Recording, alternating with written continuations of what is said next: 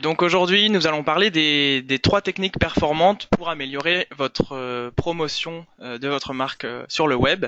Donc aujourd'hui, pour vous présenter justement cette thématique, nous allons avoir deux intervenants qui sont Gilles Dandel et Jérôme Pierre, à qui je vais laisser la parole pour se présenter maintenant. Bonjour à tous. En effet, Jérôme de chez Google. On a eu l'occasion d'échanger dernièrement lors de différents webinars. Donc là, aujourd'hui, j'accompagne Gilles pour vous parler de différentes solutions qu'on va avoir sur Google via AdWords pour faire de la com et de la notoriété autour de vos sites web. Donc, n'hésitez pas à poser vos questions si vous en avez. On se fera un plaisir d'y répondre.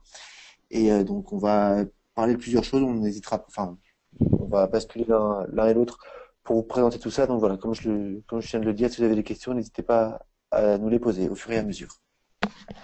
Ok, merci Jérôme d'être avec nous. Donc toi tu es à Paris, c'est ça, dans les bureaux de Google. Et moi je suis dans les Yvelines, à Aubergenville exactement. Mais ça n'empêche pas de nous réunir et de faire cette réunion qui a été préparée d'ailleurs à distance. Hein. Tout s'est fait sans qu'on ait besoin de se voir.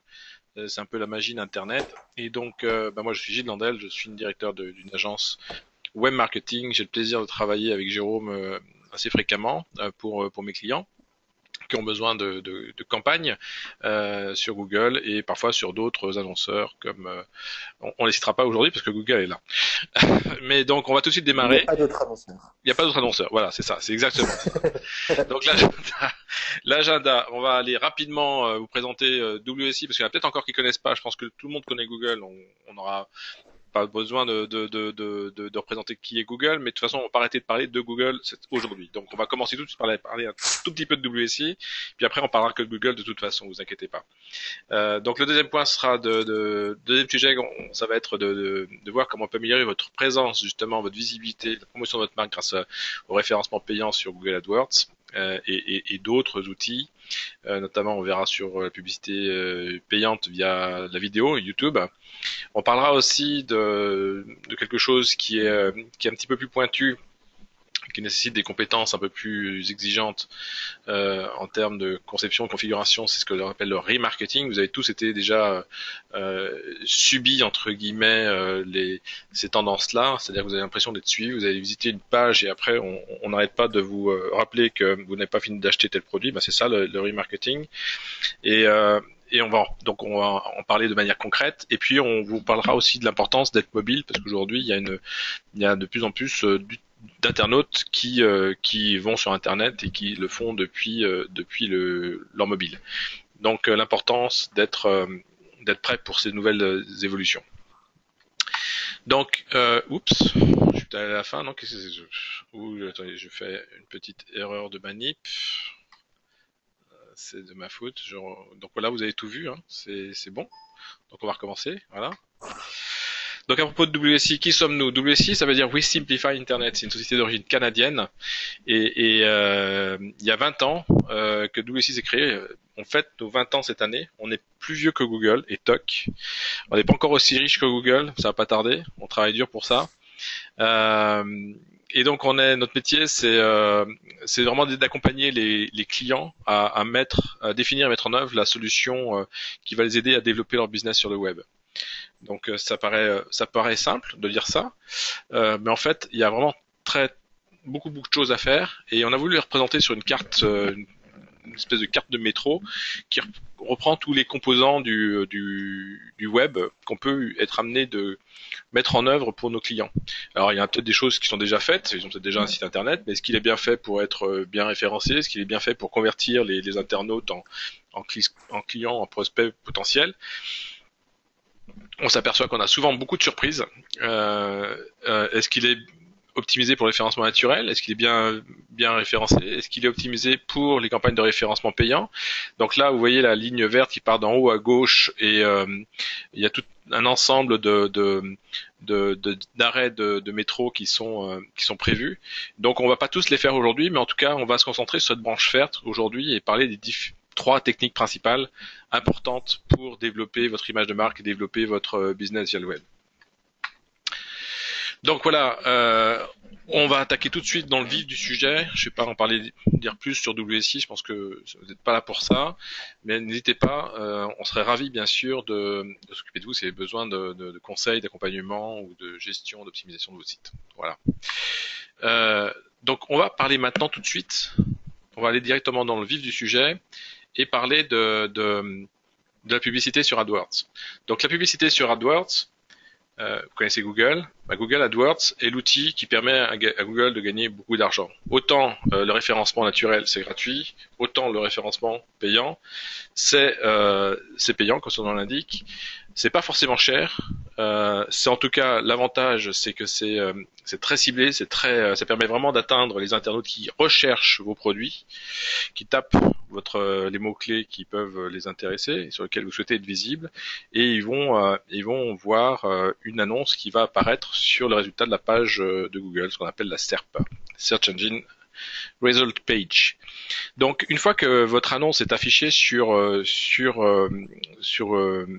Google, l'internaute va la lire, et si c'est pertinent par rapport à son besoin, il va peut-être avoir envie de cliquer dessus. D'autant si l'annonce est bien faite et si on donne envie vraiment, on donne envie à l'internaute de cliquer sur cette annonce. Alors vous imaginez bien que Google a vraiment envie que vous cliquiez sur cette annonce. Pourquoi? Parce que c'est là où ils vont gagner de l'argent.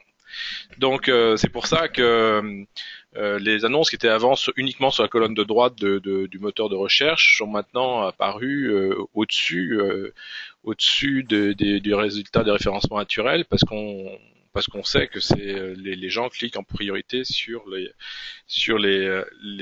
top des annonces, celles qui sont en haut. Donc Google veut que vous cliquiez là-dessus, mais il veut que vous cliquiez en étant bien informé. Et donc il va mettre en évidence un petit signal jaune là qu'on voit maintenant, qui s'appelle annonce ou ad en anglais, pour bien différencier ce qui est une annonce de ce qui est un résultat de référencement naturel. Donc Google fait attention à ne pas vous induire en erreur, et que vous soyez vraiment un utilisateur averti qui sait ce qu'il fait et qui sait que il trouve une annonce qui est performante, qui intègre un call to action, un CTA, call to action, une incitation à passer à l'action qui est clair et engageant, éventuellement qui va intégrer des extensions d'annonces, des extensions Google AdWords pour enrichir la campagne, l'annonce qui a été faite initialement d'informations précises qui vont aider l'internaute à cliquer. Donc ça bouge tout le temps, ce qui se passe chez Google, ça bouge tout le temps. Les annonces AdWords, ça devient de plus en plus compliqué parce que Google essaie toujours en permanence de rajouter des nouvelles fonctionnalités qui vont aider les annonceurs à rendre leurs annonces plus efficaces et aider le client ou le prospect ciblé à trouver l'information qui va l'aider à prendre la bonne décision. C'est toujours dans ce juste équilibre-là que Google se positionne, essayer de trouver le maximum d'outils. Donc c'est un monde qui bouge en permanence parce que c'est facile de changer. On peut changer plein de choses facilement. On est sur le web et donc ça peut bouger vite. Par contre, il faut que les annonceurs, les personnes qui gèrent les campagnes soient au courant de ces évolutions. Et donc nous, on est bien sûr très affûté sur tout ça parce qu'on sait que c'est important et on aime bien utiliser les dernières techniques que Google met au point parce que ça permet souvent de se différencier. Alors des extensions d'annonces, concrètement, c'est quoi? Alors je demandais à Jérôme de nous faire un petit récapitulatif très précis de tout ce qu'on a aujourd'hui comme à notre disposition. Tout à fait. En fait, le principe, comme expliquait Gilles, le principe d'une annonce search, c'est d'apporter une réponse. Et notre boulot chez Google, c'est de faire en sorte qu'on puisse apporter une réponse précise à un moment précis à la personne qui en a le plus besoin, qui en a besoin. Et donc les extensions, c'est des éléments supplémentaires qui vont apporter de la précision. Par exemple, ça va être voilà une liste d'extensions qu'on va avoir. Donc ça va être la localisation. Par exemple, vous avez un magasin. Vous pouvez intégrer l'extension localisation avec l'adresse physique du magasin. Encore une fois, c'est une information complémentaire. Par exemple, quand vous cherchez Pizzeria Paris, vous allez avoir une annonce pour une pizzeria Paris avec l'adresse physique et le téléphone, le contact, l'adresse, la carte pour pouvoir vous rendre. Donc vous avez une information complémentaire. de la même manière, vous pouvez avoir des liens vers des pages du site plus précises. Par exemple, quand vous tapez ordinateur Fnac, eh ben, vous allez avoir l'annonce pour les ordinateurs de la Fnac, et en dessous, vous allez avoir ce qu'on appelle des site links, donc des liens supplémentaires intégrés pour aller vers des endroits plus spécifiques du site. C'est-à-dire qu'on va aller dans la précision. Vous allez avoir un lien pour les ordinateurs portables, un lien pour les ordinateurs non portables, un lien pour les tablettes. C'est-à-dire que cette annonce, qui à la base ne ciblait que les ordinateurs, va vous apporter une réponse complémentaire pour affiner votre recherche. Donc pour continuer, on a les extensions d'appel. Les extensions d'appel sont vraiment exclusives sur mobile et en fait tirent parti de la spécificité technique du device où on est sur un téléphone. Un téléphone, ça sert à téléphoner et donc on utilise un système qui vous permettra d'appeler directement la marque. Donc vous allez avoir un bouton appeler. Vous avez peut-être déjà fait cette expérience quand vous faites une recherche sur votre téléphone mobile, smartphone, pour pouvoir appeler directement. Pareil avec les applications mobiles où on va être sur un marché où l'annonceur a déjà développé une application et va vous rediriger directement vers l'application. Donc vous allez avoir un lien pour soit télécharger l'application, soit pour vous y rendre.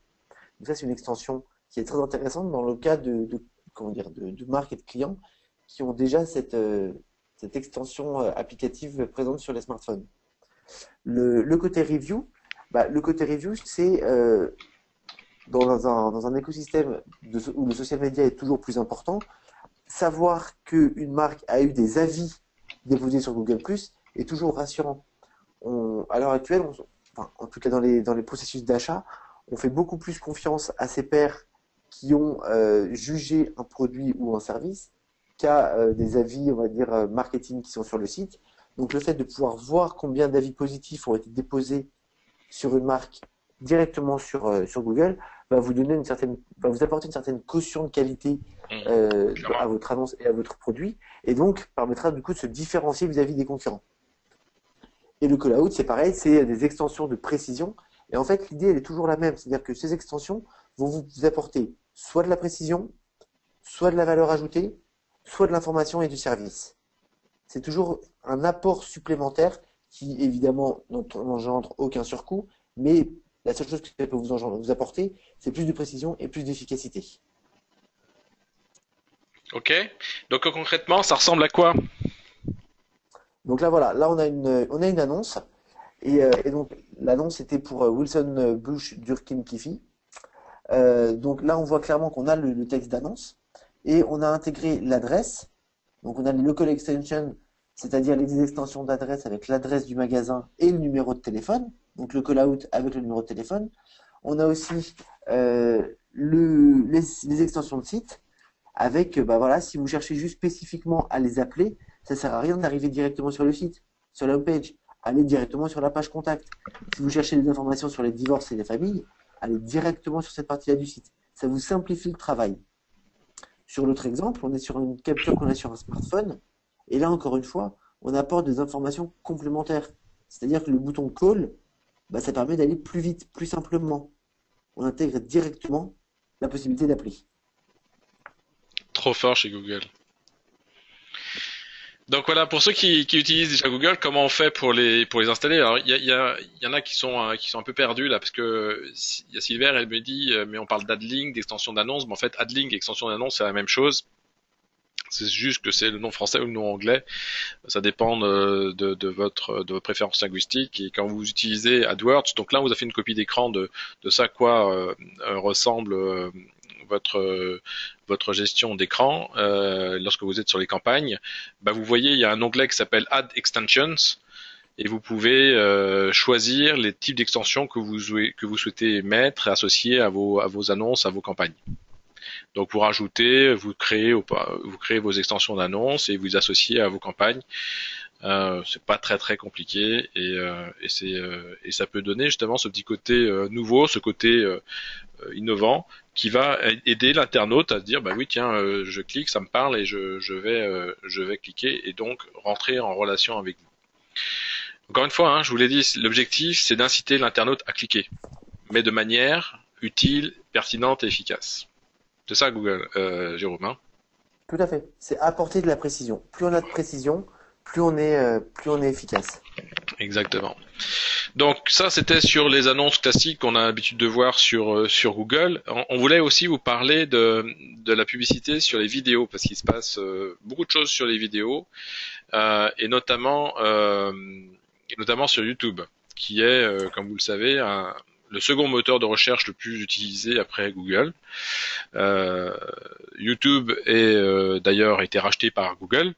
Donc en fait, que vous soyez sur Google ou YouTube, c'est un peu la même chose, et c'est pour ça qu'il y a une étroite complémentarité entre ces outils pour que vous puissiez faire de la publicité aussi bien sur Google que sur YouTube, mais avec un nouveau format sur YouTube, puisque c'est le format vidéo, qui peut être intéressant d'intégrer dans votre stratégie de promotion de marque, d'image de marque. Donc là, Google a fait un super outil, qui s'appelle TrueView, Jérôme va nous en parler un peu plus en détail. Alors, en fait, TrueView, désolé de te contredire, Gilles, c'est pas un outil, c'est un format. Oui, t'as En raison. fait, l'outil, c'est AdWords. C'est-à-dire que vous allez pouvoir gérer la publicité vidéo via AdWords. La différence que vous allez avoir sur la vidéo sur YouTube par rapport à de la télé, c'est que là, vous allez payer encore une fois à la vue. C'est vraiment la précision. Vous allez pouvoir cibler. C'est-à-dire qu'à l'heure actuelle, YouTube, vous allez avoir à peu près la même puissance potentielle qu'une chaîne de la TNT. Mais c'est pas du tout le même prix qu'une chaîne de la TNT. Et c'est pas du beaucoup tout la plus même cher. précision. Non, c'est pas beaucoup plus cher quand même. C'est pas vrai. Quand même. Pas vrai. Non, mais ce qui va Non. vraiment différencier, c'est cette notion de précision. Alors, il y a deux éléments. On a parlé du prix et du format et de la précision. Donc, Ouais. les formats, c'est les formats TrueView InStream ou TrueView Display. Comment ça fonctionne? Le format TrueView InStream, c'est quand vous allez voir une vidéo, vous avez très régulièrement une publicité en amont de cette vidéo, et ça, c'est le format TrueView InStream. C'est-à-dire, dans le flux de la vidéo que vous souhaitez voir, il y a une publicité que vous pouvez skipper, que vous pouvez zapper. Ça, c'est le format InStream. L'avantage de ce format-là, c'est qu'il n'est pas vécu comme étant intrusif parce que vous pouvez le zapper. Et il a un coût relativement raisonnable parce qu'on tourne entre 5 et 8 centimes la vue. Alors, on dit entre 5 et 8 centimes la vue parce que vous n'allez payer que les vues. C'est-à-dire que si vous avez une vidéo qui fait moins de 30 secondes, vous n'allez payer que les personnes qui ont vu la vidéo à 100%. Si vous avez une vidéo qui fait plus de 30 secondes, vous n'allez payer que les vues qui ont été faites à plus de 30 secondes.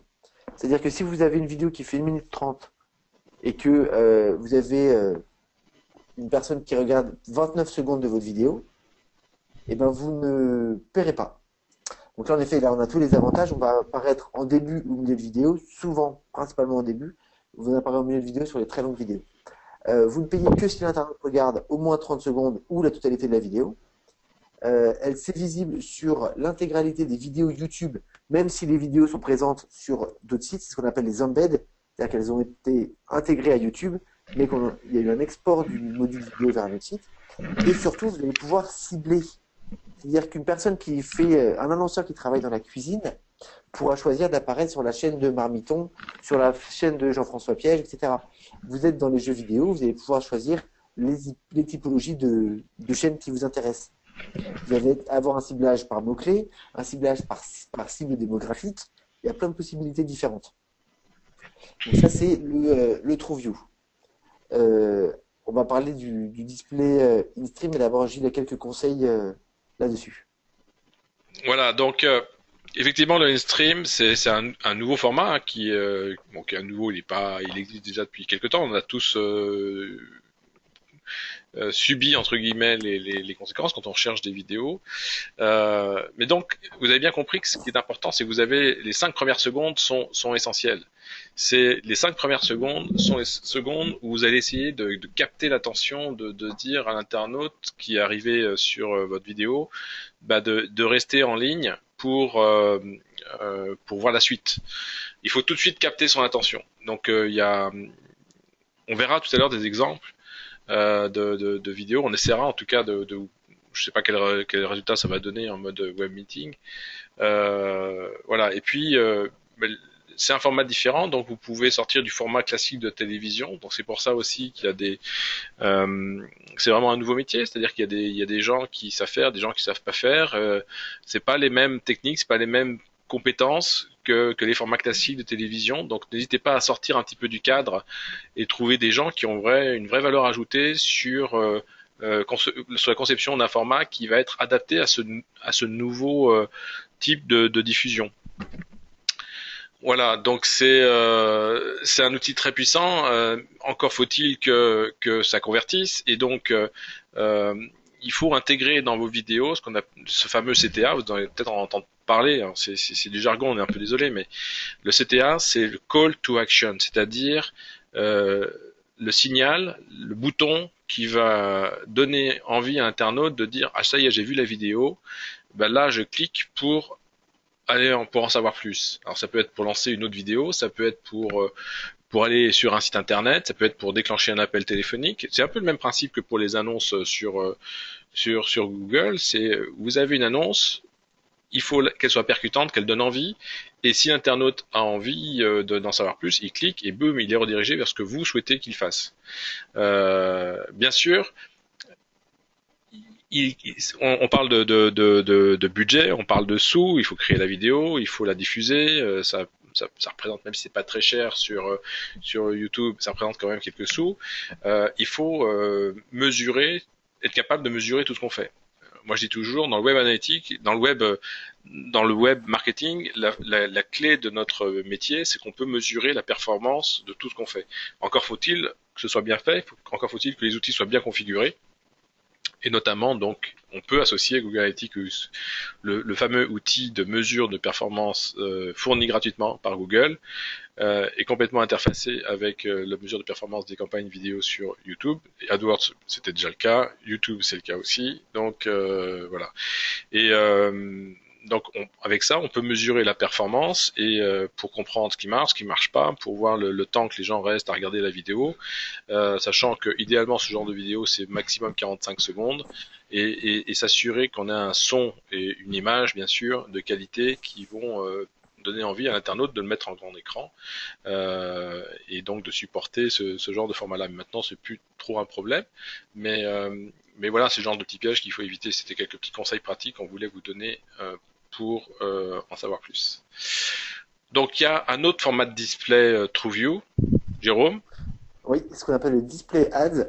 En fait, le display ads, c'est des bannières vidéo où en fait vous allez avoir une bannière sur la droite de dans vos vidéos suggérées sur YouTube qui vont vous recommander en termes de publicité. Donc c'est une vidéo sponsorisée, mais où l'internaute cliquera pour voir votre vidéo. Donc ça s'affichera dans les résultats de moteurs de recherche ou sur les colonnes de YouTube. Et ça peut être soit lié à une vidéo. Donc vous avez comme par exemple la vidéo de Jean. Je reprends l'exemple de Jean-François Piège parce que c'est quelque chose qu'on a eu l'occasion de faire dans le passé. Donc voilà, il y a une vidéo d'un chef cuistot, il y avait un annonceur qui s'était positionné à côté.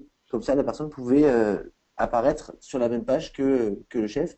Et encore une fois, c'est facturé que au clic. Ok. Alors excuse-moi, je te mets le... Donc pareil, au niveau des conseils, il faut choisir pour le coup cette fois une image miniature, parce que le format sera pas tout à fait le même. Donc choisissez une image miniature qui est engageante, qui reflète bien, toujours pareil, être cohérent, qui reflète bien le message de votre vidéo, qui donne envie de lire la suite. Faites en sorte que cette image soit le plus attractive possible, plus créative et suscite la curiosité. Toujours faire simple, on n'a pas le temps de lire, on n'a pas le temps de faire des trucs compliqués, c'est visuel, il faut que ce soit attractif.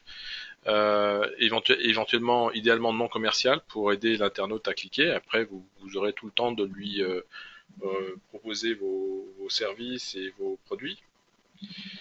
Voilà, et toujours pareil, essayez d'être tout de suite, aller droit au but dans les 10 premières secondes, délivrer votre message, parce que vous savez pas combien de temps il va rester à voir votre vidéo. Donc allez tout de suite à l'essentiel, dites tout de suite à l'internaute ce qu'il doit faire pour en savoir plus, ou ce qu'il va faire, pourquoi il doit rester à regarder cette vidéo jusqu'au bout idéalement.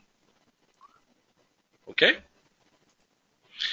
Alors on a justement pris, Jérôme nous a préparé 2 exemples de bonnes et de moins bonnes vidéos. Donc je vais essayer de les mettre en ligne. Pendant ce temps, Jérôme, si tu veux les commenter, Ouais. je vais essayer de les retrouver. Alors, je vais juste reprendre ce que tu disais, c'est pas forcément des bons exemples et de mauvais exemples. En Ouais, soi, les deux sont des bons exemples. C'est super. juste qu'il y en a un qui a un bon exemple de ce qu'on peut faire sur YouTube et de ce qu'on doit faire sur YouTube, et l'autre qui était la même campagne faite pour de la télé. Et c'est là où on voit vraiment la Ouais, vraie différence entre les deux, c'est que un spot télé ne raconte pas la même histoire, n'a pas la même chose à dire, les mêmes étapes à raconter. Donc là, on va commencer par voir le spot qui n'était pas pour la télé, donc qui était pour Internet. 2 secondes suffisent pour présenter l'attente de secondes. Vous pouvez maintenant ignorer l'annonce ou découvrir l'histoire de ces 2 secondes sur quechua.com. Et voilà. Et là, on a fait 10 secondes. Et en 10 secondes, on a raconté le plus produit. On a invité les internautes à aller sur le site. Et on s'apprête à leur raconter une histoire. La personne, si elle reste au bout de ces 10 secondes, c'est qu'elle a envie d'en savoir plus.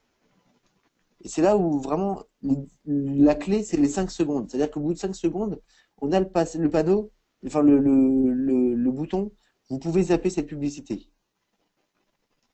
Et au final, là, Quechua, ils ont réussi en 2 secondes. 2 secondes suffisent pour raconter l'histoire de l'attente 2 secondes. Et donc là, on va voir qu'en télé, c'est pas du tout la même histoire. 2 secondes, c'est peu. Mais cela peut représenter beaucoup. Chez Quechua, 2 secondes représentent 9 années de recherche dans notre laboratoire. 2786 heures d'écoute utilisateur et 18 733 heures de recherche et développement. 6 mois d'études design et ergonomie. 315 jours de tests sous toutes les conditions climatiques. Donc voilà, là, on voit clairement qu'on est sur une vidéo où on raconte une histoire beaucoup plus longue, beaucoup plus structurée. Mais c'est l'histoire on a envie de raconter en télé. C'est le message qu'on doit passer en télé. Parce qu'on est sur un moment où le téléspectateur zappe moins facilement. Il est plus en phase réception. Quand sur le digital, on va être en phase réactif. C'est pas du tout la même attitude. Donc c'est là où on voit vraiment que sur une même marque, sur une même campagne, sur un même produit, le message à diffuser, et même c'est les mêmes images, et le message à diffuser n'est pas le même. Parce que les best practices ne sont pas les mêmes. Et c'est pour ça qu'il faut s'adapter à l'internaute, à son comportement sur les deux, comment dire, sur YouTube. Ok, bah c'est effectivement très clair. Merci Jérôme. Et je pense que j'espère que ça vous a plu. Si vous avez des questions, hein, n'hésitez pas encore une fois à poser vos questions au fil de l'eau. Il y en a quelques-unes qui sont déjà tombées là. Tiens, je t'en prends une à la volée, Jérôme. C'est les extensions sont-elles gratuites? Alors, en fait, toutes les extensions qu'on intègre dans les publicités n'engendrent aucun surcoût complémentaire. C'est-à-dire que vous allez payer au clic le même prix pour votre annonce si vous avez mis juste une annonce ou si vous avez une annonce avec une extension d'appel, un sideling, etc. C'est exactement le même prix. Alors après, c'est pas gratuit parce qu'on est sur de la publicité de AdWords, mais ça n'engendre aucun surcoût complémentaire. Ok. Alors, on va attaquer le dernier sujet, ou l'avant-dernier sujet plutôt, concernant les formats de publicité. Et donc, il y a un dernier format. Donc, on a vu le format des annonces texte sur Google, hein, ça vous avez compris. On a vu le format vidéo, et là, on aborde le format display avec une fonctionnalité qui lui est souvent associée, qui est le remarketing. Donc c'est quoi ce nom barbare? Le display, c'est quoi? Bah c'est en fait un nouveau format d'annonce, enfin format nouveau, pas très très nouveau. C'est être visible en fait sous forme visuelle, sous forme de message visuel sur les sites que les internautes visitent et qui acceptent d'ouvrir une partie de leur site à des espaces publicitaires, un peu comme si vous aviez une maison et que vous acceptiez de mettre un panneau publicitaire sur la façade de votre maison parce qu'elle est au bord d'une nationale qui est très fréquentée. Ben, la valeur de de ce panneau vaudra d'autant plus cher que votre que la route est fréquentée. Sur le périphérique, vous avez tous fait le tour du périphérique à Paris, vous vous doutez bien que les gens qui mettent des enseignes sur les immeubles, que ce soit sur les toits ou en façade, ils le font, c'est vraiment très intentionnel, c'est pour marquer vos esprits. Ben, c'est pareil sur le web. On veut accompagner, enfin Google veut accompagner les annonceurs pour leur permettre de continuer à promouvoir leur image de marque, bien sûr sur Google, mais aussi en dehors de sur Google, parce qu'on sait que les internautes ils passent en fait très peu de temps sur Google. Il reste un minimum de temps. Par contre, ils passent beaucoup de temps sur les sites qu'ils consultent, qu'ils visitent. Donc Google vous propose de vous accompagner en ayant négocié des partenariats avec des sites à forte notoriété pour que vous puissiez continuer à être visible dans des formats qui sont plus interactifs, plus visuels. Parfois c'est du texte aussi, ça peut arriver. Donc voilà, c'est le genre de format qu'on peut proposer, n'est-ce pas, Jérôme? C'est exactement ça. En fait, comme tu viens de le dire, on passe 95% de notre temps hors des moteurs de recherche. Donc, il est important d'être présent sur les moteurs de recherche, mais vu qu'on n'y passe au final que 5% de notre temps, il est aussi important, voire capital, d'être présent tout au long du parcours digital des consommateurs et donc d'être présent sur tous les sites internet en lien avec notre marque.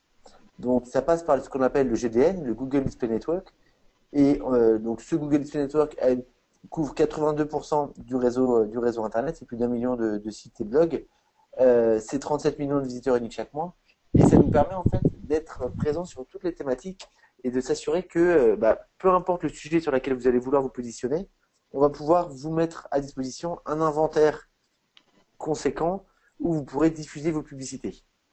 Là encore une fois, l'intérêt du display, c'est pas uniquement d'être vu, mais c'est d'être vu dans un contexte favorable auprès de personnes favorables.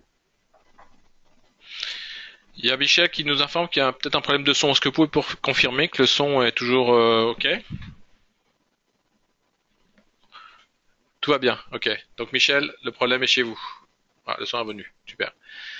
OK, c'est bon, merci, vous êtes très réactif. Oula, voilà, super. Merci. Voilà, j'ai reçu une volée de hockey là. Merci à tous. OK, donc le remarketing maintenant, c'est quoi?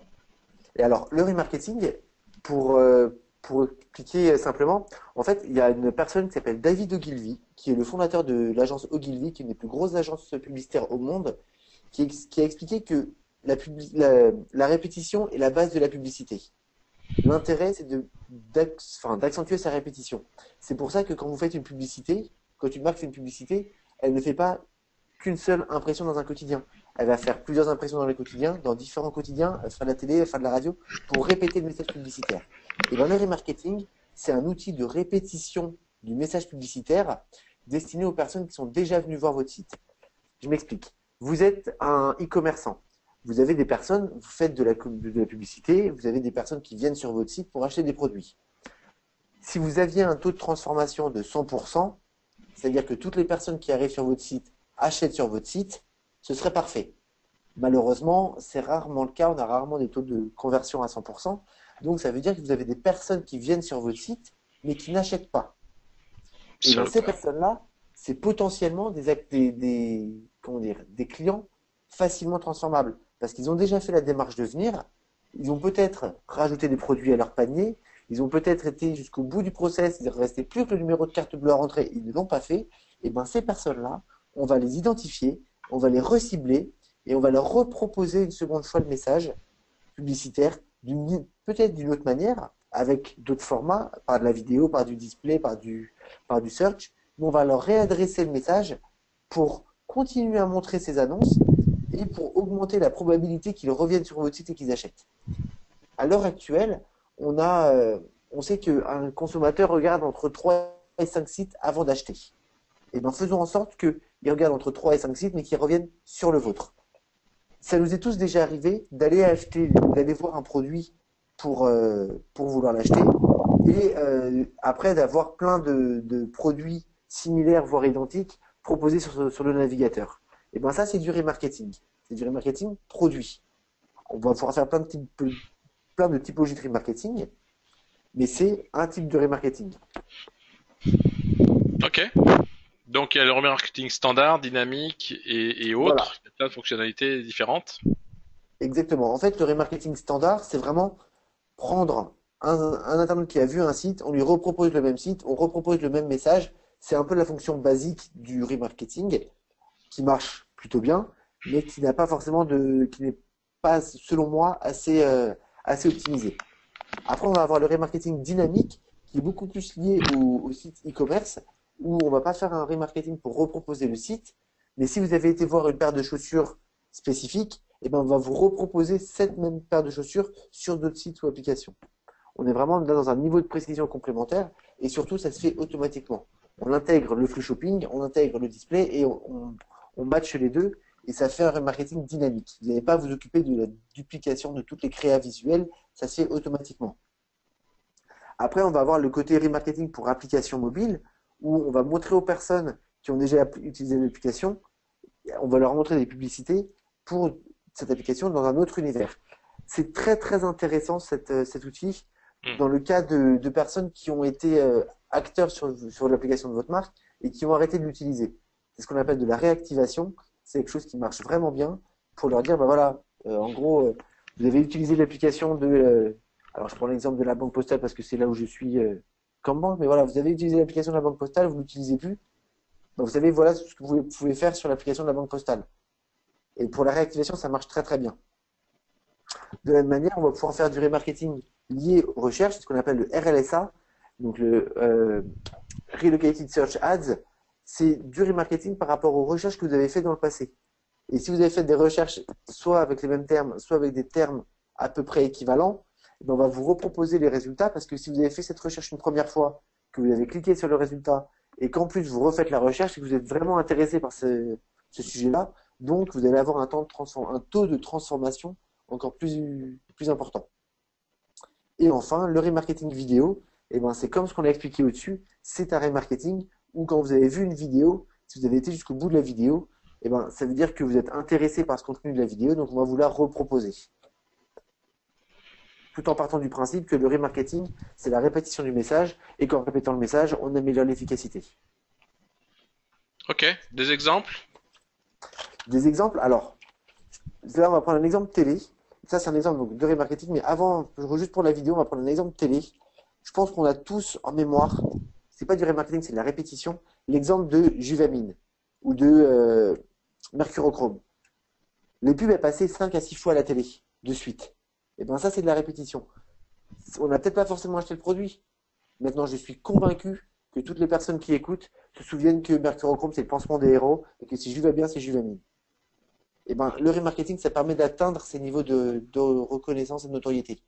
Là, par exemple, c'est un exemple de Marks & Spencer où, quand on est allé voir une page produit Marks & Spencer, on va se retrouver après avec la banner Marks & Spencer sur un autre site parce qu'on avait été voir les produits, donc on va nous reproposer jusqu'à l'image du produit.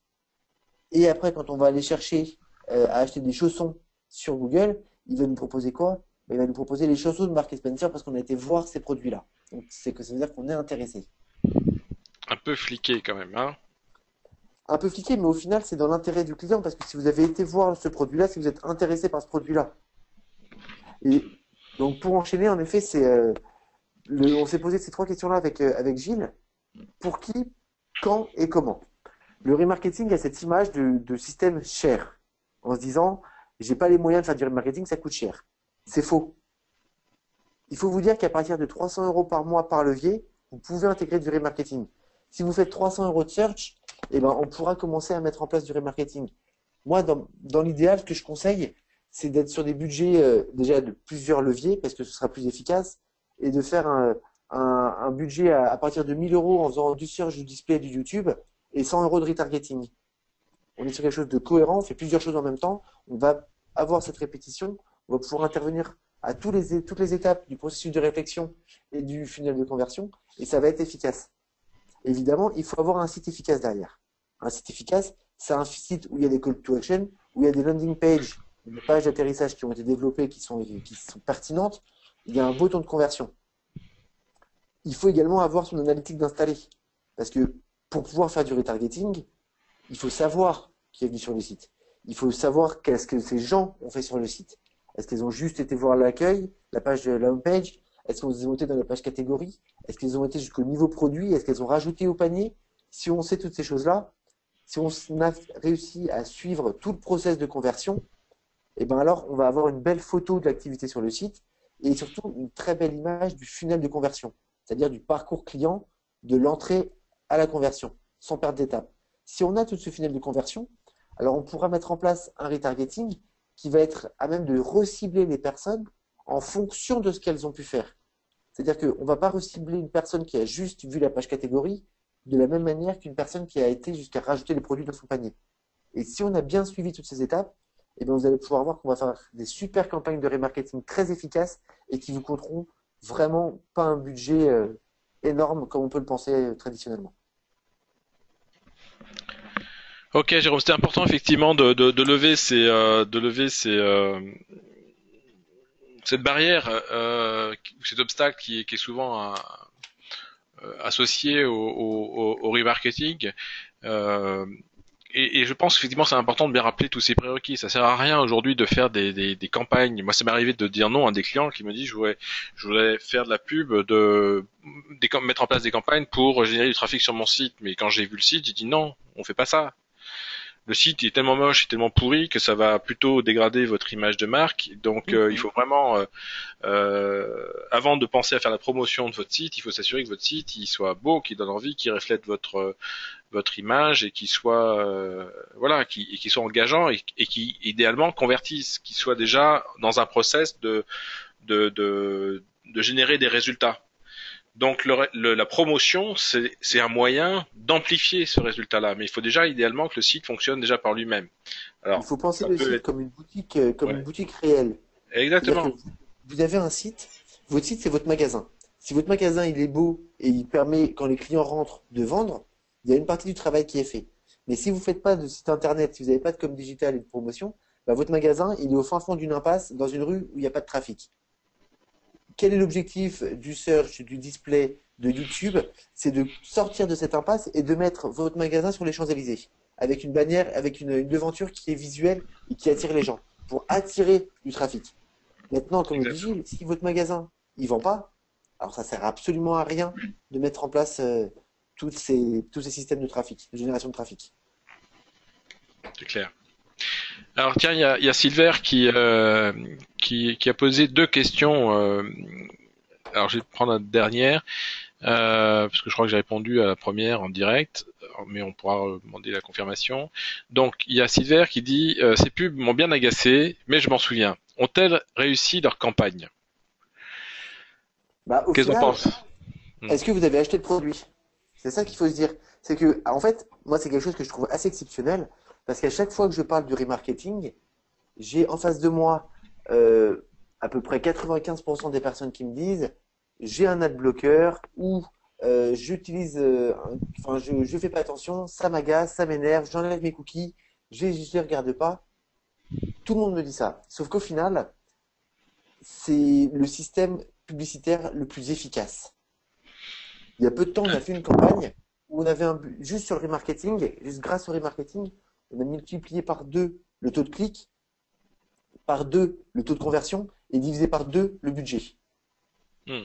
Parce que on a le remarketing, en fait, on va recibler une population qui a déjà été sensibilisée et qui est moins importante. Donc on a moins de personnes à toucher, donc moins de clics à faire, donc moins de budget à dépenser.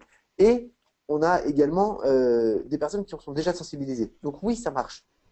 Vous vous souvenez de la marque? Est-ce que vous l'avez acheté? C'est ça qu'il faut se dire. Ok. Alors moi j'ai souvent l'habitude de comparer le référencement payant et au référencement naturel, qui sont deux techniques clairement différentes. C'est vrai que moi, mes enfants me disent, mais la publicité sur Google, j'en ai marre, je clique pas, j'ai surtout pas envie de cliquer parce que voilà, ça me gave, et même si je vois trop la marque, il peut y avoir cet effet de répulsion qui peut être préjudiciable, hein. Faut pas l'ignorer, il faut faire attention à ce genre de choses. Ça existe aussi. Il y a des gens qui peuvent être trop de publicité tue l'objectif. Donc faut être très attentif, et puis il faut le faire de manière intelligente, parce que le retargeting, si quelqu'un en a fait du bon boulot, et l'internaute a acheté le produit qui l'intéressait, et on a identifié qu'il n'avait pas acheté tout de suite, donc on lui a refait du retargeting ou remarketing, c'est le même mot, hein, voilà. Euh, il faut il est allé au bout. Cette fois, il l'a acheté. Bah, il faut arrêter de lui rappeler sans cesse que il a visité le produit. Et donc là aussi, il y a des annonceurs qui font pas toujours bien leur boulot, parce on est possible de savoir qui a acheté le produit, qui est allé au processus de conversion. Et donc ces gens-là, bah, il faut arrêter de les harceler, quoi. Ça peut devenir du harcèlement. Donc faire attention à ce genre de choses. Tout à fait. On peut exclure les personnes qui ont été au bout du processus d'achat. Tout à fait. Voilà.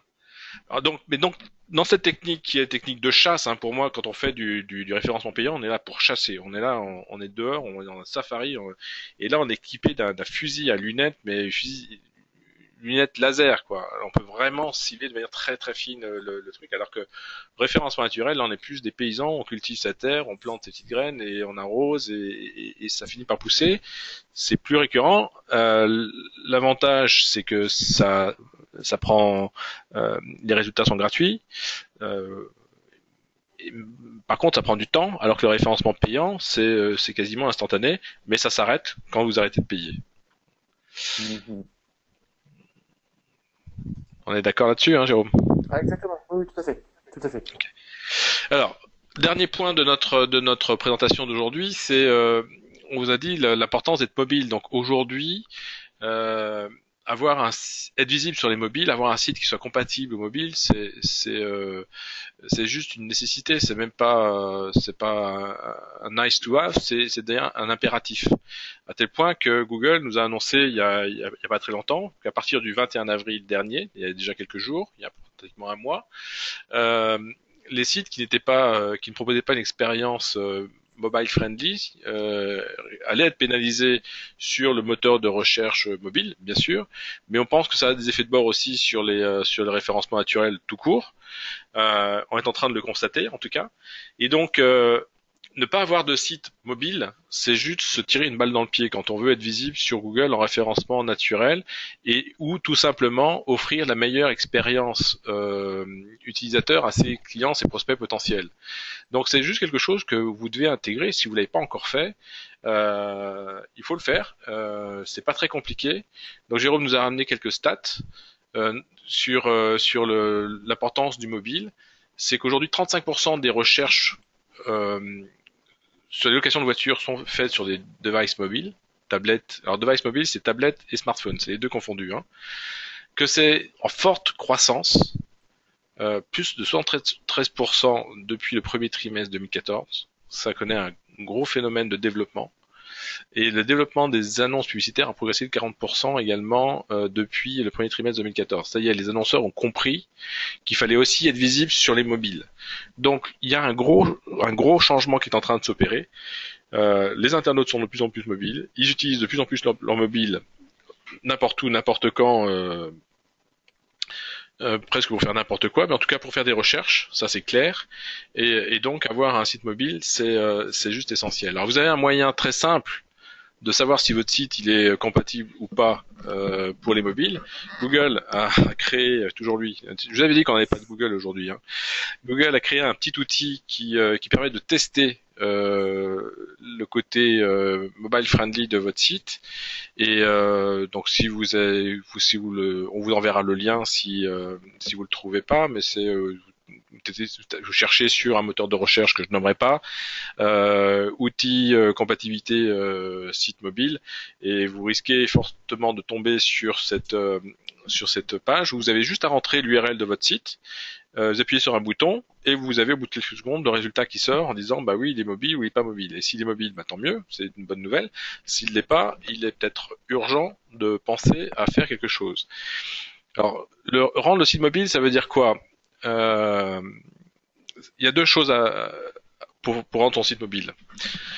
Deux choses possibles. Première, c'est de retravailler son design pour le rendre ce qu'on appelle responsive design, c'est-à-dire que le contenu, le contenant de votre site va s'adapter au format de Camille qui dit ça fonctionne. Bravo Camille.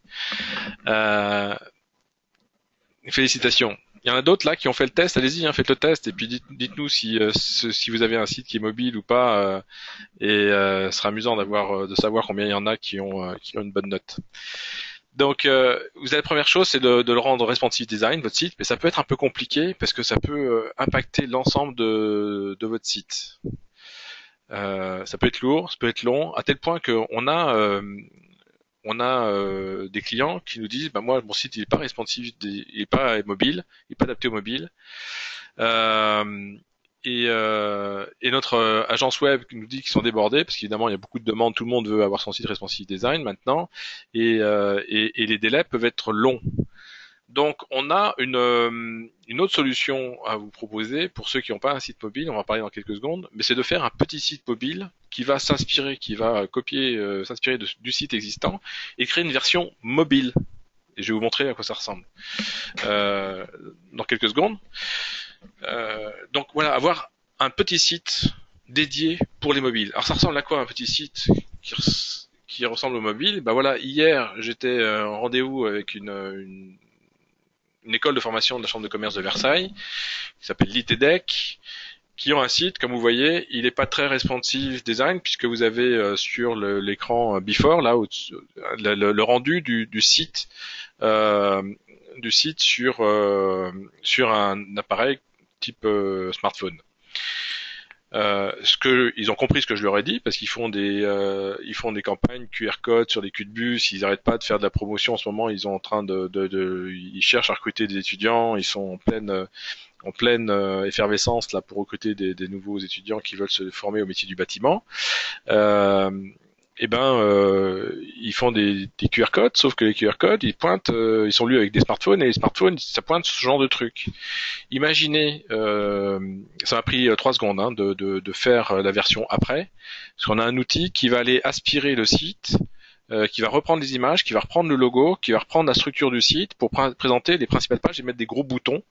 Et comme le disait Jérôme tout à l'heure au début des images avec les extensions d'annonces, il y a des extensions qui sont mises en évidence, les Call Us, Find Us, alors évidemment qu'on peut réécrire, parce que là j'ai même pas, c'était juste une démo que j'ai fait hier pour le responsable de ce site en lui disant après il faut retravailler ce site, le rendre plus. Mais voyez la différence d'expérience, quand je parle d'expérience de navigation pour l'utilisateur final, c'est pas le même confort quand on a la version après que la version avant, surtout lorsqu'on vient de flasher un QR code sur une annonce qui est sur un cul de bus. Voilà, ça donne plus envie à droite qu'à gauche, on est d'accord? Et ça, pas besoin de refaire tout leur site, pas besoin de refaire le design de leur site.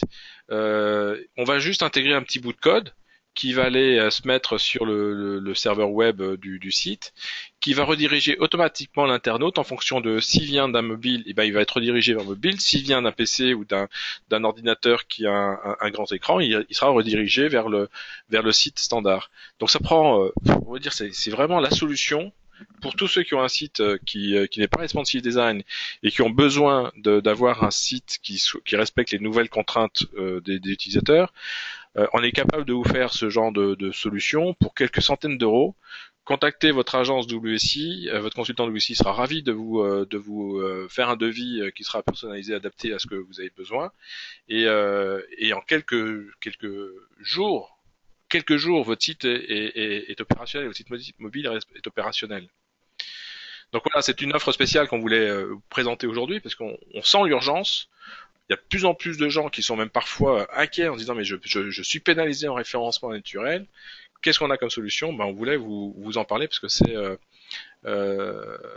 alors justement non, elle n'est pas pénalisante en termes de SEO, au contraire, elle rassure, et elle fait plaisir à Google et on a des outils analytiques qu'on peut intégrer. C'est une plateforme professionnelle dont on vous parle, c'est pas un gadget, c'est une plateforme professionnelle validée.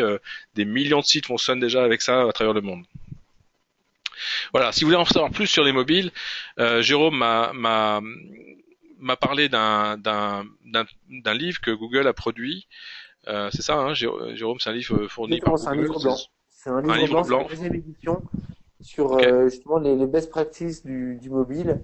Et c'est assez riche d'informations. N'hésitez pas à aller voir. Il y a beaucoup de choses sur justement donc ce mobile playbook. Ok, donc vous aurez le lien, bien sûr, de toute façon les supports de présentation vous les aurez, n'hésitez pas. Et puis si vous voulez en savoir plus d'une manière générale sur le digital marketing, n'oubliez pas de télécharger notre livre WC Digital Mind, c'est le best-seller dans sa catégorie, qui va reprend 12 chapitres, dont certains qu'on vient de parler aujourd'hui, le référencement, le display, le pay-per-click, etc. et bien d'autres sujets qui sont disponibles. Donc ce livre blanc, vous pouvez l'acheter sur Amazon ou nous demander d'avoir une version électronique gratuite.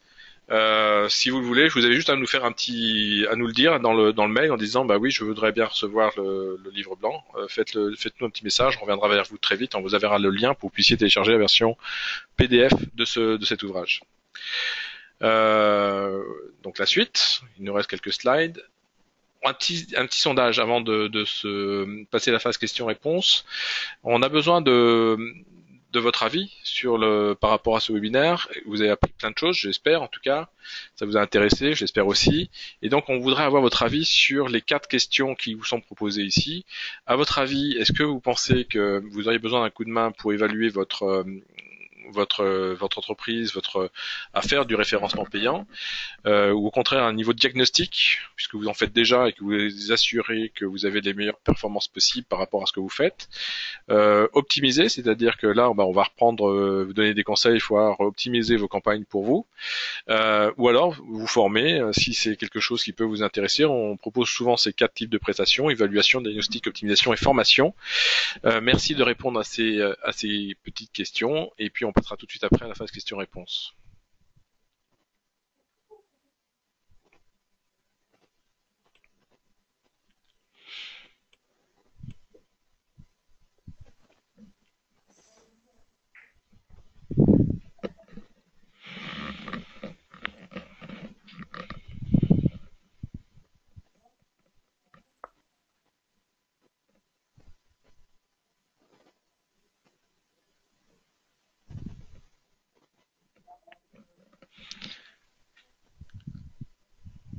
Ok, on vous laisse encore quelques secondes. Il y en a encore qui sont en train de voter. Pendant ce temps, nous, on est en train de prendre connaissance de toutes les questions que vous avez posées. Il y en a eu pas mal.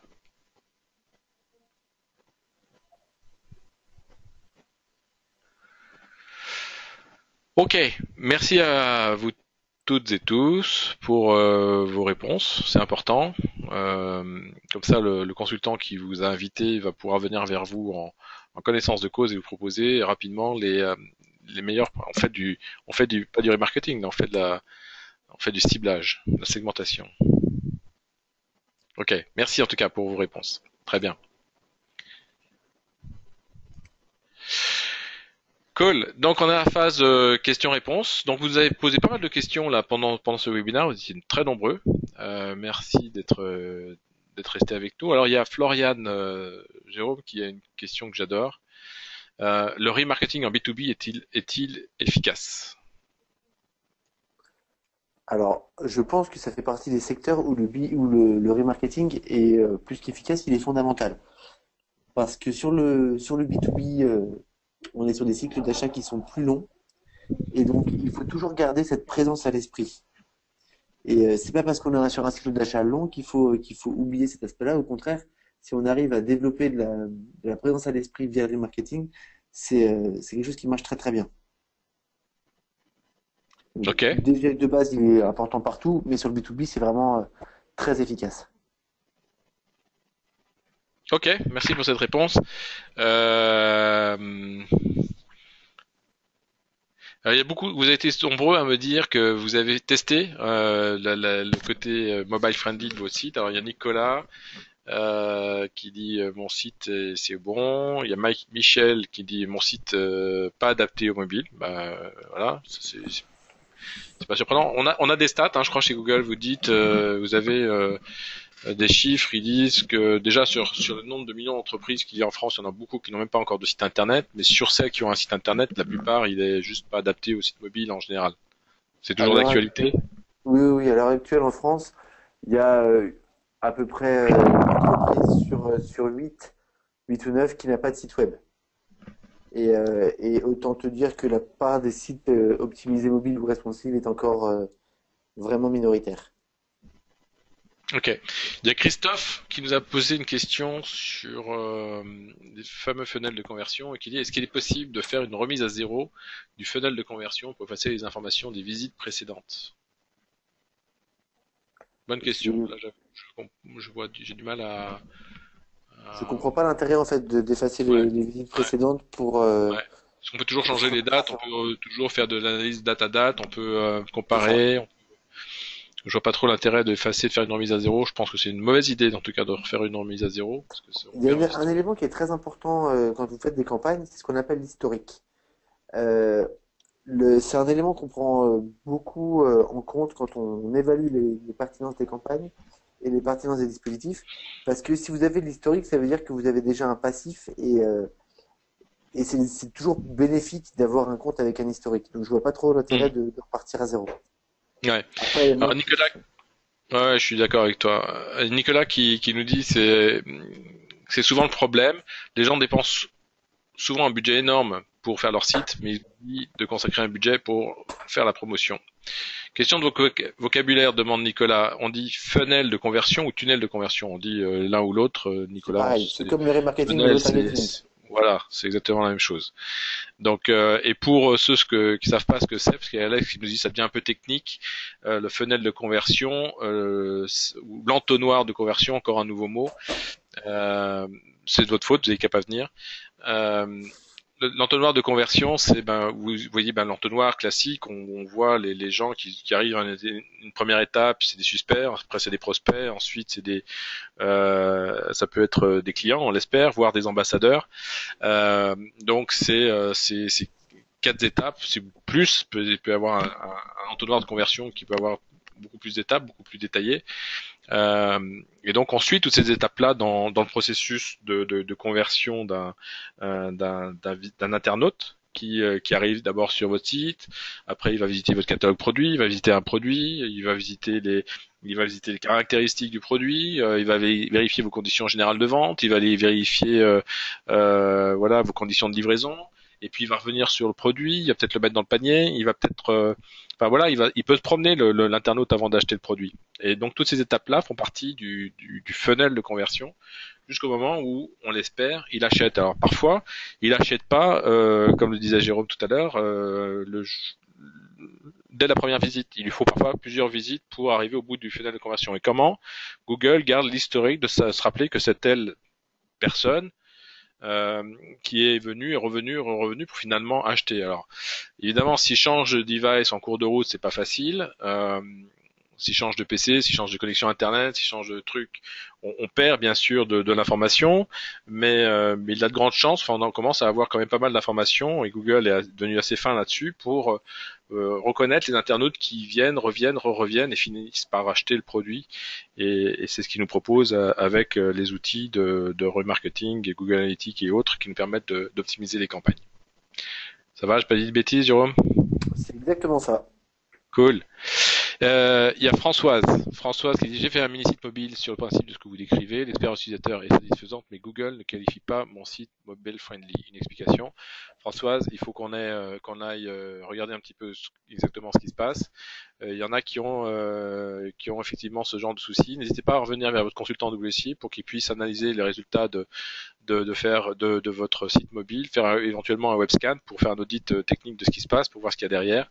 Il peut y avoir des petites pétouilles qui bloquent, qui font que Google n'est pas content et c'est dommage parce que si vous avez fait un site mobile, vous pensez que vous avez fait ce qu'il fallait, mais que Google considère que lui vous n'avez pas fait le boulot, ben celui qui a raison c'est Google, c'est pas vous. Donc il est important Comme, de comme explique Gilles, c'est pas parce qu'un site à l'écran apparaît comme étant optimisé mobile que dans dans le code, il l'est. Donc, c'est souvent des petites modifications à faire. Et en effet, rapprochez-vous de vos consultants WSI pour qu'ils puissent vous expliquer ce qui fait que votre site n'est pas considéré comme un mobile.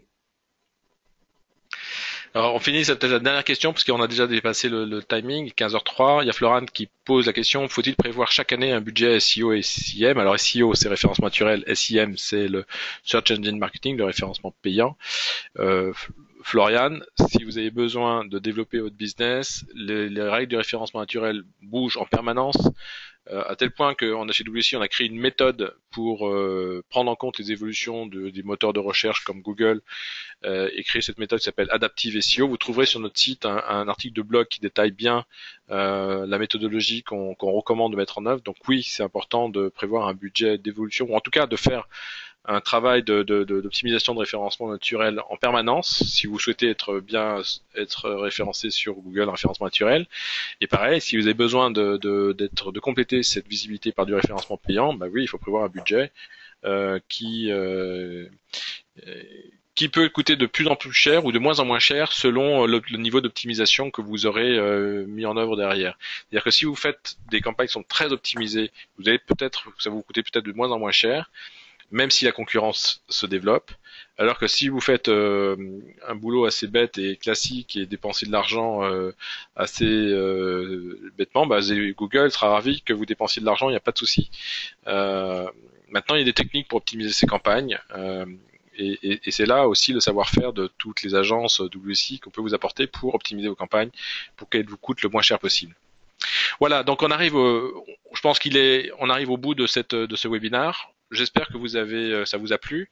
On est ravis de vous avoir reçus aussi nombreux aujourd'hui.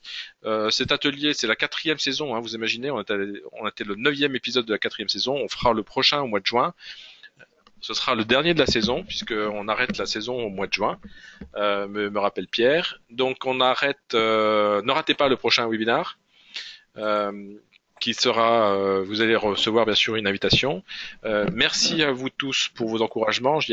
Merci à Thibaut pour vos témoignages, vos remerciements. Ça nous fait plaisir. Vous allez avoir un petit sondage d'évaluation à la fin de ce questionnaire. Prenez le temps d'y répondre. Ça nous permettra aussi de continuer à nous améliorer pour que vous continuez à faire du bon boulot, qu'on continue à vous former, vous informer et vous donner envie de faire du web marketing. C'est notre passion. Je pense que vous l'avez bien compris. Bonne journée à toutes et à tous. Merci à Jérôme pour ta disponibilité et ton implication dans cet atelier. C'était vraiment super de t'avoir avec nous aujourd'hui. Pas de souci, c'est un plaisir de travailler avec vous. Et merci à Pierre qui a fait une super organisation de cet événement et une belle promotion puisque vous étiez vraiment nombreux aujourd'hui à être avec nous. On était ravis de vous avoir aussi nombreux. Au mois prochain, donc au 25 juin, on espère qu'on vous serez encore avec nous et n'hésitez pas à en parler autour de vous. Si vous connaissez des gens qui peuvent être intéressés, on sera ravis de les accueillir. On a de la place sur le web. Merci encore et à bientôt. Au revoir.